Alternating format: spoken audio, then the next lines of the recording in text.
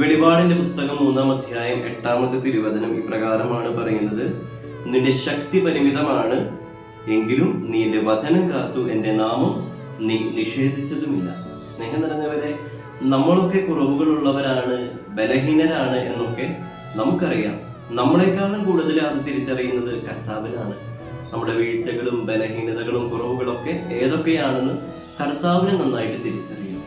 അതുകൊണ്ട് തന്നെ നമ്മൾ മനസ്സിലാക്കേണ്ട ഒരു കാര്യമുണ്ട്: നമ്മുടെ പരിമിതിക്കുള്ളിൽ നിന്നുകൊണ്ട് നമുക്ക് ഈശോയെ സ്നേഹിക്കാനായിട്ട് സാധിച്ചാൽ, ഈശോയുടെ വചനം നമ്മൾ പാലിച്ചു തുടങ്ങുമ്പോൾ നമ്മുടെ ജീവിതത്തിൽ ഒത്തിരി അത്ഭുതങ്ങൾ സംഭവിക്കും. ഉറപ്പാണ്. കർത്താവിന്റെ വചനം നമ്മൾ എന്നു മുതൽ പാലിക്കാൻ തുടങ്ങുന്നു, കർത്താവിനെ ആത്മാർത്ഥമായിട്ട് എന്നു മുതൽ നമ്മൾ സ്നേഹിക്കാൻ തുടങ്ങുന്നു, അന്നു മുതൽ നമ്മുടെ ജീവിതത്തിലെ നമ്മുടെ പരിമിതികളെയൊക്കെ അതിജീവിക്കാനുള്ള ശക്തി ഈശോനാഥൻ തരും. ഇന്നത്തെ തിരുവചനത്തിൽ നമ്മൾ ശ്രവിച്ചതുപോലെ, നീ പരിമിതിയുള്ളവനാണെന്ന് കർത്താവ് പറഞ്ഞു, പക്ഷേ നീ എൻ്റെ വചനം കാത്തു, നീ എന്നെ നിഷേധിച്ചതുമില്ല. അതുകൊണ്ട് സ്നേഹം നിറഞ്ഞവരെ, നമുക്കും ഈശോയുടെ വചനം പാലിക്കാം, ഈശോയെ നമുക്ക് ആത്മാർത്ഥമായിട്ട് സ്നേഹിക്കാം. ഈശോ അനുഗ്രഹിക്കട്ടെ. ആമേൻ.